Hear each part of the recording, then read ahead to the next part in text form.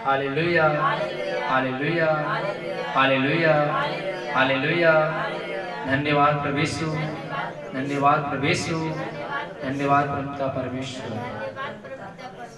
सभी को जय मसीह। आज रविवार है और रविवार के दिन आज हम लोग इस वचन को सुनते हैं। ऐसा आवश्यकता अध्याय 58 वचन नंबर 13, विश्राम दिन का पालन करना। हालेलुया। यदि तू विश्राम दिन को अशुद्ध न करे, अर्थात मेरे उस पवित्र दिन में अपनी इच्छा पूरी न करे। हालेलुया। प्रभु ने कहा विश्राम दिन के दिन अशुद्ध उसको नहीं करना है। विश्राम दिन को अर्थात उस पवित्र दिन में अपनी इच्छा पूरी करने का यत्न न करे और विश्राम दिन को आनंद का दिन और यहोवा के पवित्र किया हुआ दिन समझकर माने। यदि तू उसका सम्मान करके उस दिन अपने मार्ग पर न चले, अपनी इच्छा पूरी न करे और अपनी ही बातें न बोले, तो तू यहोवा के कारण सुखी होगा। Hallelujah, hallelujah. प्रभु कहता है कि विश्राम दिन के दिन अपनी बात नहीं बोलना चाहिए। किसकी बात बोलना चाहिए? परमेश्वर यहोवा की बात बोलना चाहिए। प्रभु की बातें करनी चाहिए कि प्रभु मेरा महान है, वो बड़े बड़े चमत्कार करता है, वो बीमारियों को निकालता है, गरीबी को दूर करता है। उसके हमें आश्चर्य कर्मों क्या करना चाहिए? वर्णन करना चाहिए। Hallelujah, hallelujah. और यहोवा की इच्छा कहता है कि तू अपनी इच्छा नहीं, यहोवा की इच्छा पूरी कर। यहोवा की इच्छा है कि मनुष्य क्या करे? मेरी बड़ाई करे, मनुष्य मेरी स्तुति करे, मेरी प्रशंसा करे। Hallelujah, hallelujah. धन्यवाद प्रभु यीशु, धन्यवाद पिता परमेश्वर। और विश्राम दिन को आनंद का दिन और पवित्र किया हुआ दिन है। हालेलुया। प्रभु कहता है यहोवा का जो विश्राम दिन क्या है? आनंद का दिन है। यहोवा के भवन में क्या करना है? आनंद करने का दिन है। Hallelujah, hallelujah, hallelujah. और पवित्र दिन है। क्या है? परमेश्वर का पवित्र दिन है। आनंद करने का दिन है और पवित्र का दिन है। Hallelujah, hallelujah.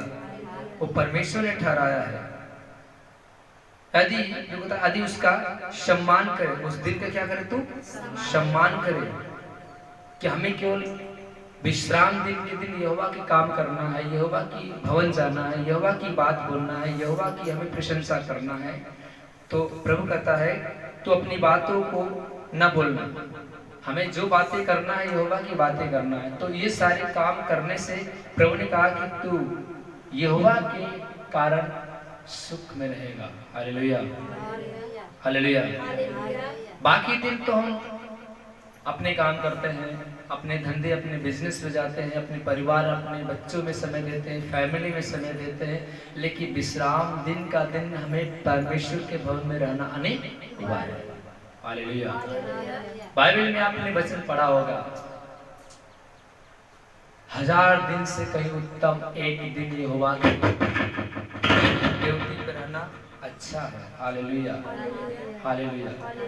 1000 दिन से अच्छा है कि बाहर हम रहते 1000 दिन, लेकिन एक दिन हम परमेश्वर के भवन में हैं तो उत्तम। एक दिन अगर हम परमेश्वर भवन में आएगा तो 1000 दिन के बराबर है। Hallelujah, hallelujah. प्रभु कहता है कि अपनी इच्छा नहीं पूरी करना है, अपनी बात नहीं बोलना है। जब तू परमेश्वर के पवित्र दिन को मान के चलेगा तो उसके कारण तुझे परमेश्वर सुख देगा। हालेलुया। यहोवा के कारण क्या होगा? सुखी रहेगा। Hallelujah, hallelujah. और मैं तुझे देश के ऊंचे स्थानों पे चलने दूंगा। मैं तेरे मूल पुरुष याकूब के भाग की उपज में से तुझे खिलाऊंगा, क्योंकि यहोवा के मुख से यह वचन निकली है। हालेलुया। प्रभु कहता मैं याकूब के जो मूल उपज में से तुझे खिलाऊंगा। मैं तुझे ऊंचे स्थान पे चलने दूंगा। Hallelujah, hallelujah, hallelujah. वो कहता है कि मूल, वो क्या था? याकूब क्या मूल था। हालेलुया। प्रभु कहता मैं तेरे मूल याकूब के भाग की उपज में से खिलाऊंगा, क्योंकि यहोवा की यही वचन है जो परमेश्वर ने कहा कि याकूब के जो घर में रखा हुआ थी अच्छी अच्छी चीजें, मैं उसमें से तुझे क्या करूंगा? भोजन को कराऊंगा। Hallelujah, hallelujah. क्योंकि बाइबल में लिखा है कि तुम अच्छी वस्तुएं खाकर क्या हो जाओगे? तृप्त हो जाओगे। अभी वचन आप पढ़ेंगे और इसमें प्रभु ने एक वचन में लिखा है, आहो सब प्यासे लोगों। Hallelujah, hallelujah.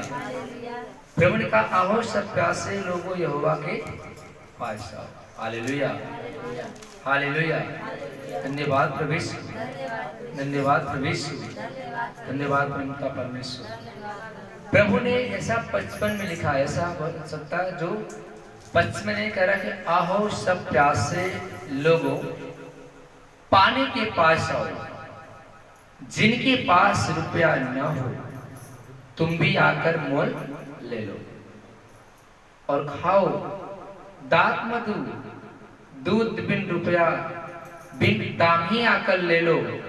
जो भोजन वस्तु नहीं है उसके लिए तुम रुपया क्यों लगाते हो, जिससे तुम्हारा पेट नहीं भरता। Hallelujah, hallelujah, hallelujah. उसके लिए क्यों परिश्रम करते हो जिससे तुम्हारा पेट नहीं भरता। हालेलुया।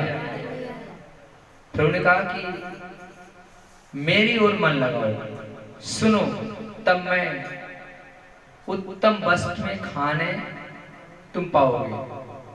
तुम मेरे उत्तम वस्तु में खाने पाओगे और चिकनी चिकनी वस्तुएं खाकर, प्रभु कहता है चिकनी चिकनी जो है वस्तुएं खा के क्या करोगे?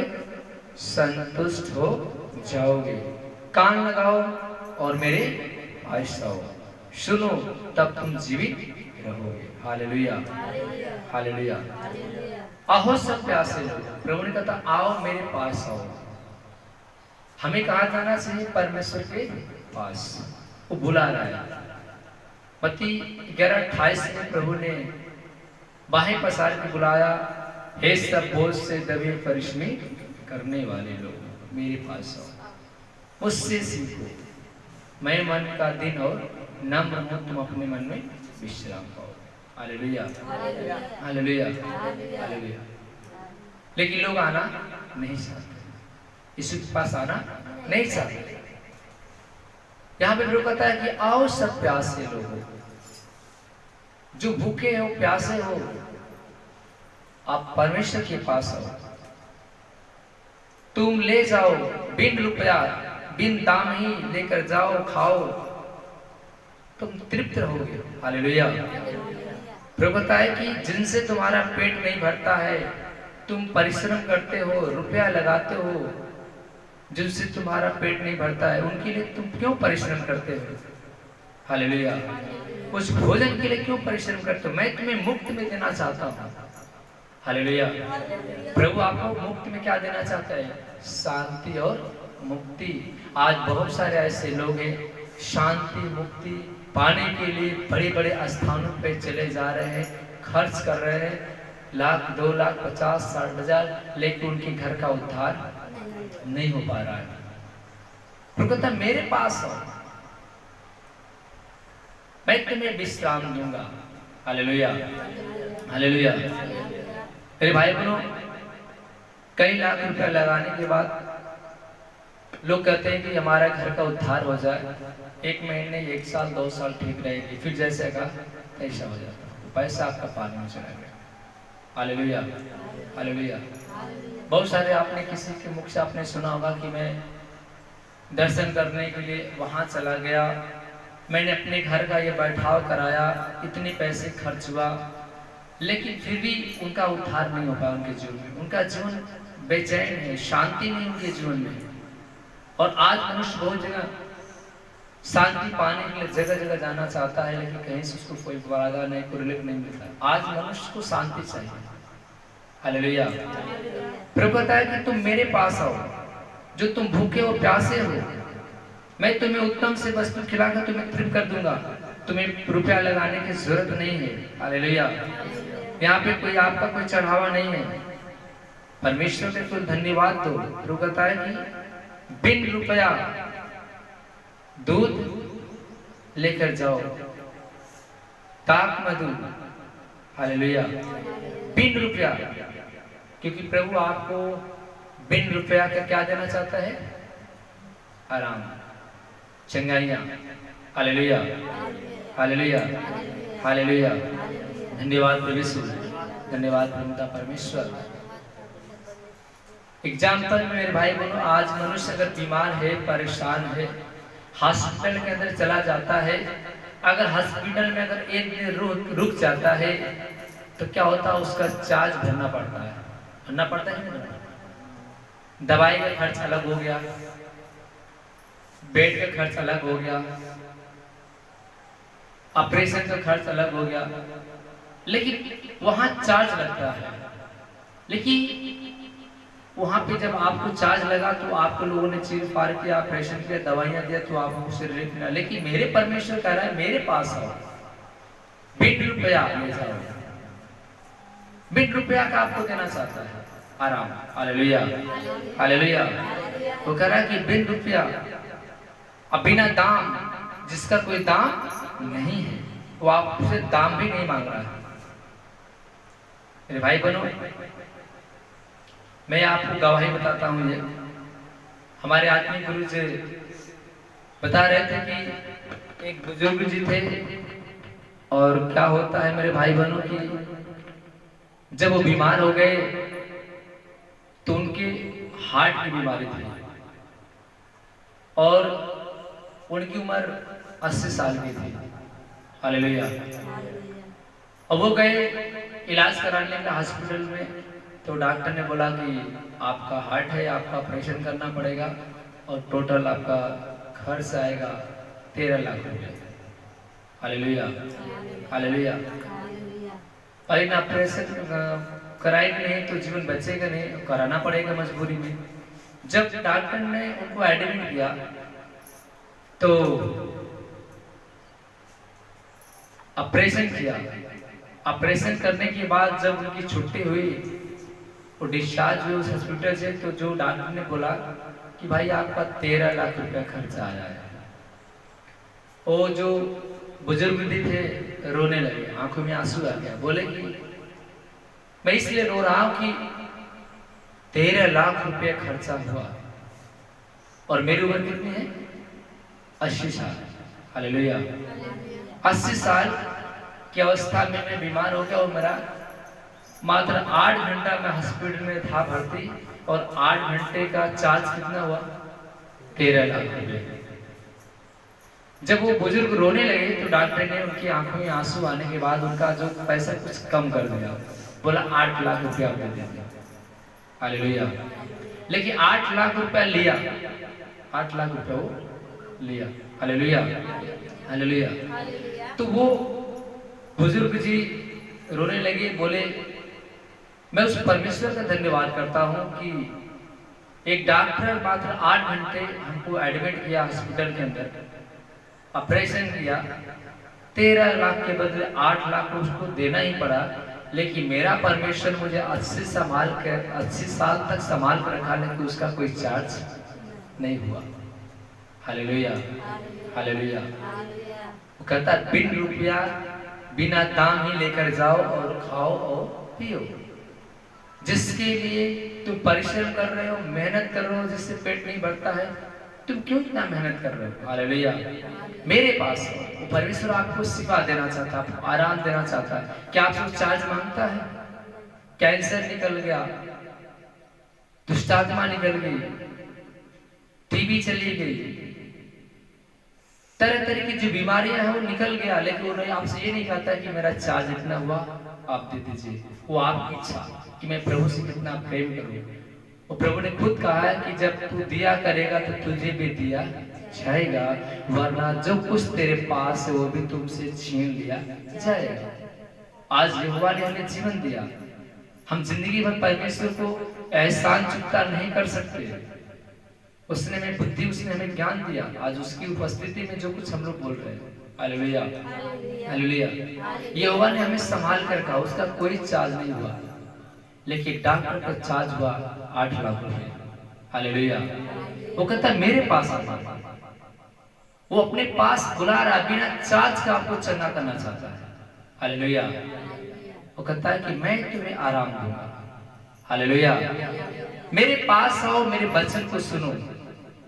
वो कहता है मेरे पास आओ, मेरे वचन को सुनो, तब तुम जीवित रहोगे। Hallelujah hallelujah. परमेश्वर कहता है कि मेरे पास आओगे तो मैं तुम्हें जीवित रखूंगा और तुम्हें उत्तम से उत्तम और चिकनी से चिकनी वस्तुएं तुमको खाने के लिए दूंगा। सेनाओं की यहोवा की यही वचन है। जिसके जीवन में यीशु से आ जाएगा वो जीवन तो पा ही जाएगा, लेकिन परमेश्वर अच्छी से अच्छी वस्तु आपको खाने के लिए देगा। आमीन। विश्वास करिए, परमेश्वर आपकी हर जरूरतों को पूरी कर सकता है। वो आपके जीवन को नहीं बदलना चाहता है, वो आपके हर बीमारी को लेना चाहता है, गरीबी को दूर करना चाहता है, आपको बहुत कुछ आशीषों से भरना चाहता है। बस हम उसके वचन में बने रहेंगे तब। प्रभु कहा ना कि तुम मेरे वचन में बने रहोगे तो मैं तुझे फलवंत कर दूंगा, मैं तुझे आशीष में भर दूंगा। बस हमें वचन में बने रहना है और यहोवा के नाम की स्तुति आराधना करना है। परमेश्वर आपकी सारी जरूरतें पूरी कर सकता है। हाँ, जो आपको खाने से बच रहा है, इस तरह आप परमेश्वर के पास भवन में डालते हैं तो उस पर आपको बोलता है मैं तुझे 100 गुना आशीष देने के लिए हूँ कि यहोवा ने मेरे साथ इतना उपकार किया है। मैं यहोवा के पास जाऊंगा, मैं भवन में भेंट चढ़ाऊंगा स्वेच्छा से, तो हमारे यहोवा स्वेच्छा से मेरी भेंट को ग्रहण करेगा और हमारे परिवार, हमारे बच्चे पे न कोई श्राप न कोई पाप लगेगा। वो आपको दुगना आशीष में भरेगा, बढ़ता रहता है। आमीन। आइए मेरे भाई बहनों, अभी हमारे बीच में कुछ हमारे बहनें हैं, भाई हैं, गवाहियां आपके बीच में देंगे कि यहोवा ने इनके जीवन में कितनी बड़ी ब्लेसिंग दिया है, चंगाइयां दिया, आशीष दिया है। हम उनके मुख से उनकी गवाहियां को सुनते हैं और इस गवाही को आप लोग सुनने के बाद ज्यादा से ज्यादा इस वीडियो को शेयर करेगा ताकि हर लोग का विश्वास का बढ़ता जाए।